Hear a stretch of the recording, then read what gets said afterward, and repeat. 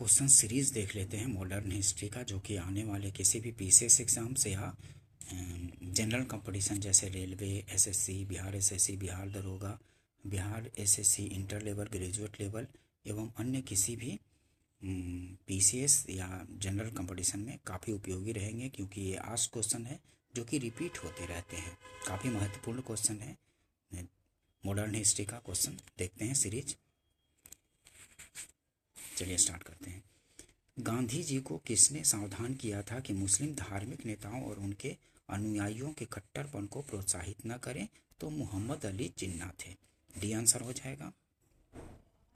निम्नलिखित में से किसने महात्मा गांधी की खिलाफत आंदोलन में भागीदारी की भर्त्सना की थी? तो महात्मा गांधी की खिलाफत आंदोलन में भागीदारी की भर्त्सना किसने की थी? तो M.A. जिन्ना ने इसकी भर्त्सना की थी, मोहम्मद अली जिन्ना ने, क्योंकि ये धार्मिक मामले पे ये खिलाफत आंदोलन शुरू किया गया था, इसलिए मोहम्मद अली जिन्ना ने ये इनकी भर्त्सना की थी।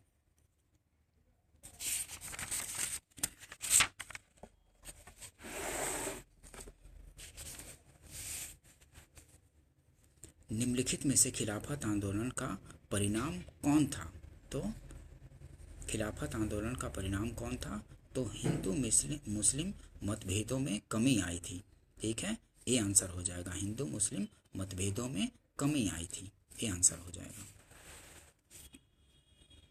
वह व्यक्ति जिसने 4 अप्रैल 1919 को दिल्ली की जामा मस्जिद के प्रवचन मंच से हिंदू मुस्लिम एकता पर भाषण दिया था, थे कौन थे? तो स्वामी श्रद्धानंद थे। डी।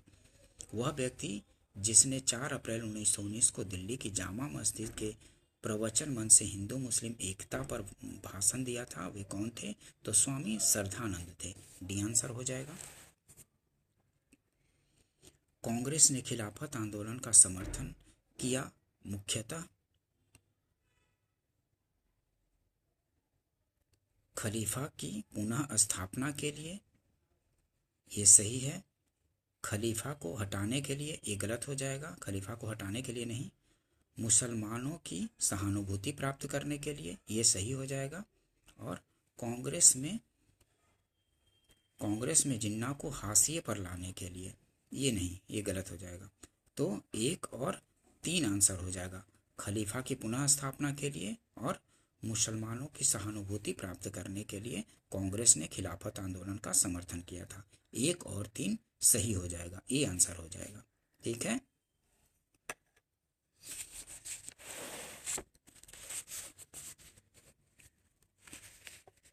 निम्नलिखित में से किस भारतीय नेता ने खिलाफत आंदोलन का समर्थन नहीं किया था? तो किस भारतीय नेता ने खिलाफत आंदोलन का समर्थन नहीं किया था? तो मदन मोहन मालवीय जो थे, ये खिलाफत आंदोलन के समर्थक नहीं थे, ये समर्थन नहीं किया था खिलाफत आंदोलन का।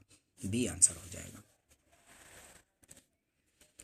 1920 की खिलाफत कमेटी की सभा जिसने गांधी को असहयोग आंदोलन के नेतृत्व को संभालने का अनुरोध किया था, वह किस शहर में हुई थी? तो इलाहाबाद में।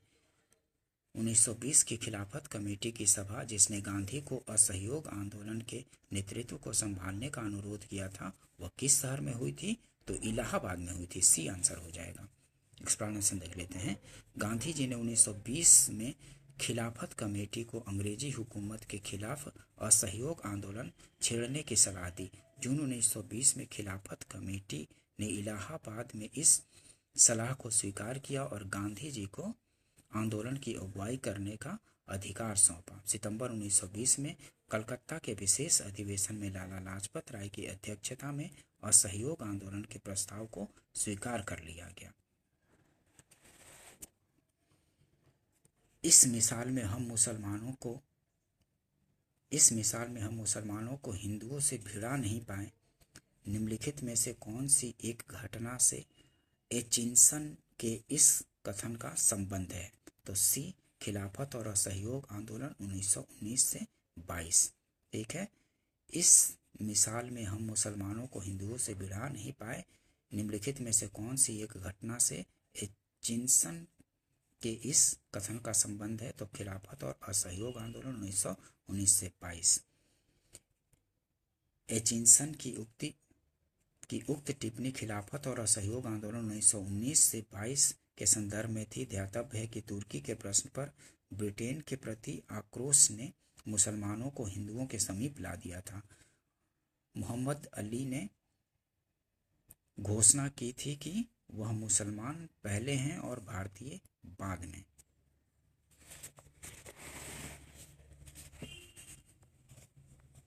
उन्नीस सौ 21 का मोपला आंदोलन शाखा थी किसके? तो खिलाफत आंदोलन की। ठीक है, 1921 का मोपला आंदोलन शाखा थी किसका?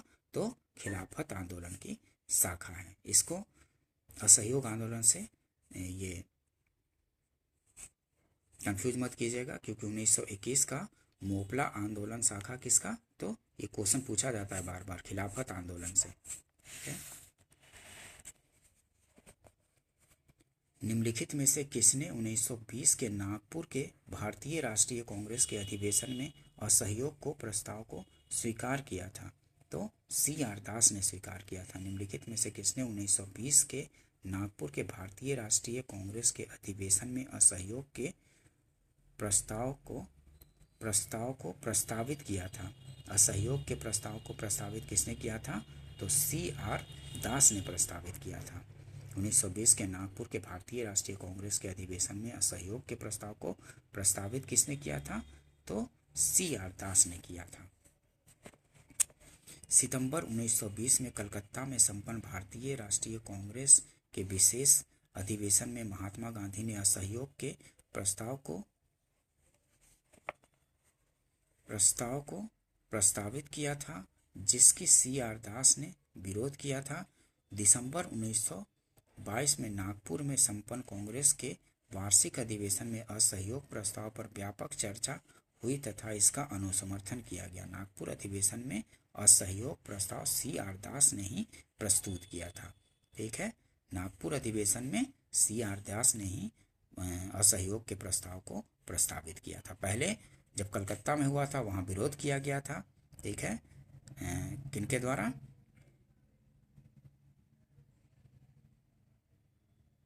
CR दास द्वारा, लेकिन नागपुर में इन्हीं के द्वारा, CR दास के द्वारा ही नागपुर में प्रस्तावित किया गया था, CR दास के द्वारा।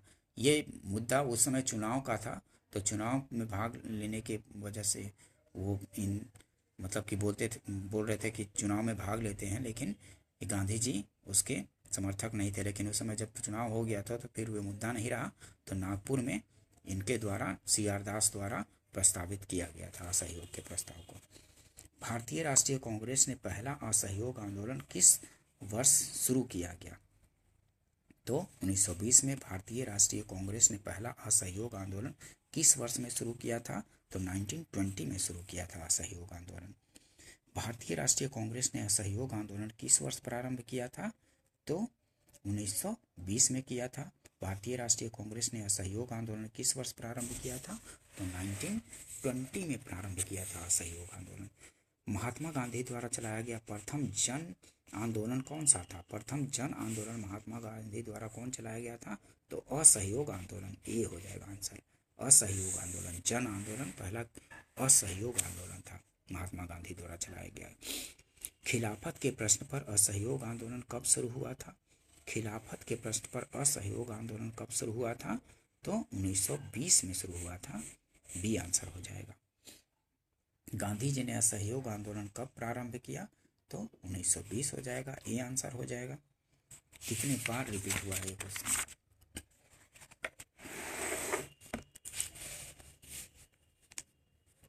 एक वर्ष में स्वराज का नारा गांधी जी ने कब दिया?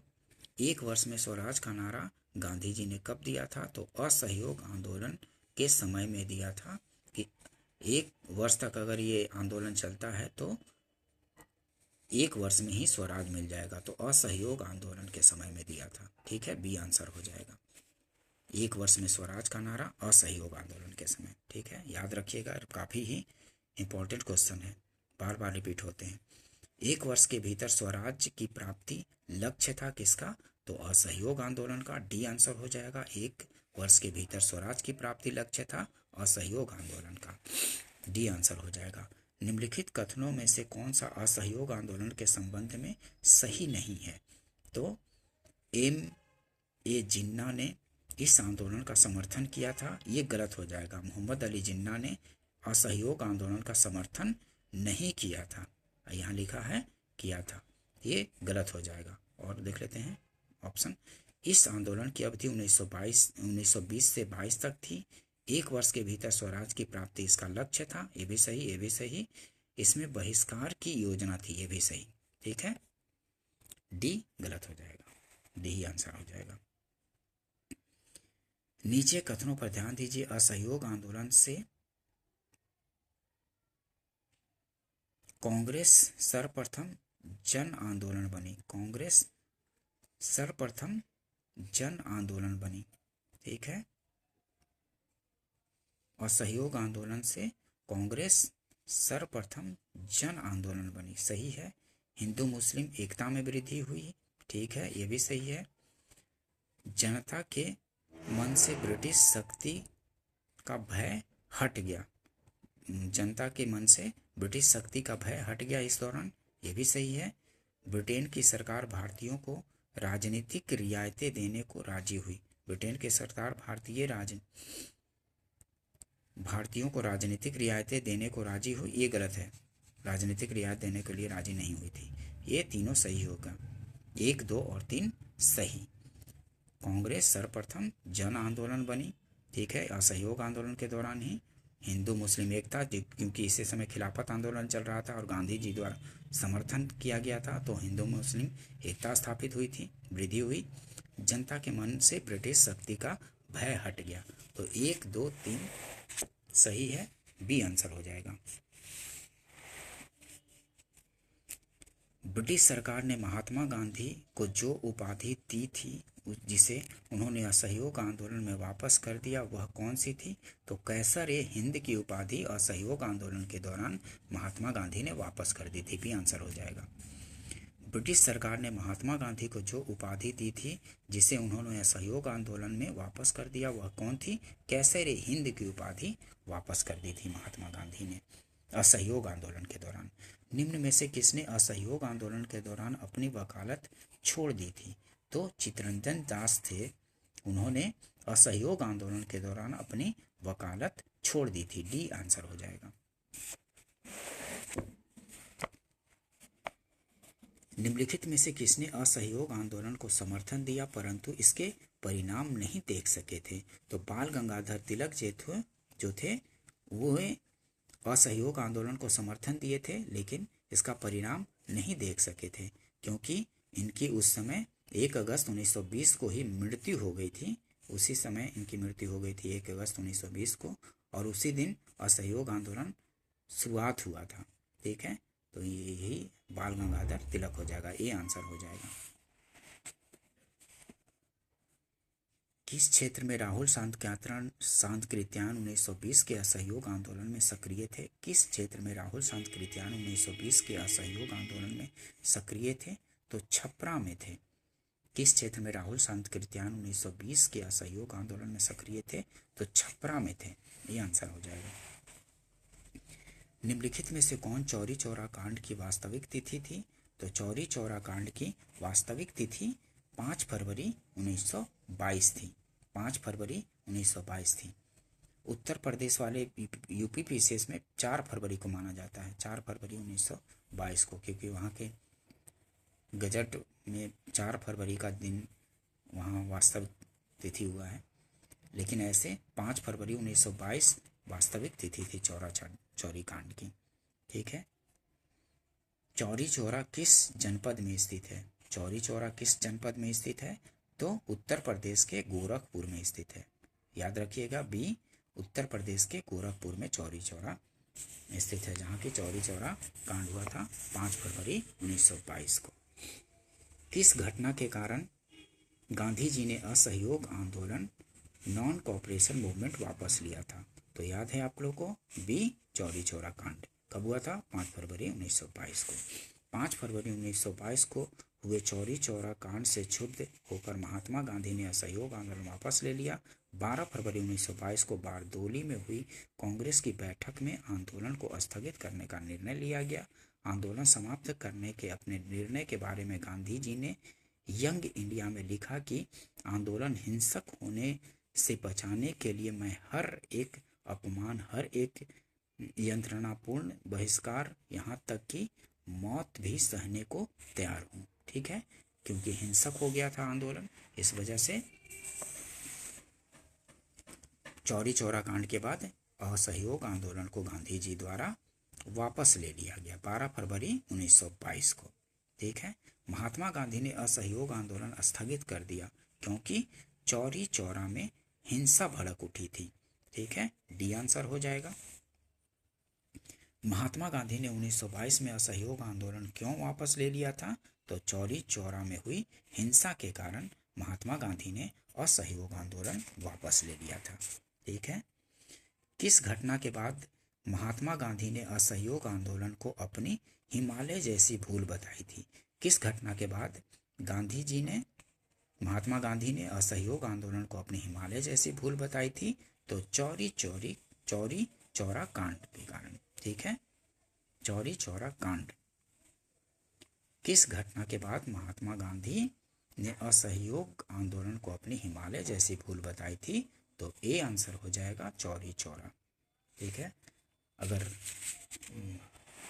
सेशन अच्छा लगता हो तो चैनल को सब्सक्राइब कर लीजिए, लाइक भी कर दीजिए, शेयर भी कर दीजिए, ताकि इस तरह की इम्पोर्टेंट वीडियो और बेल आइकन को भी दबा लीजिए ताकि इस तरह की इम्पोर्टेंट वीडियो जब भी डालूं तो आप लोग को मिल सके और इस तरह के इम्पोर्टेंट क्वेश्चन और अन्य सब्जेक्ट का भी बना सकूं और इस तरह का लाभदायक वीडियो आप लोग की तैयारी में हेल्प कर सकें।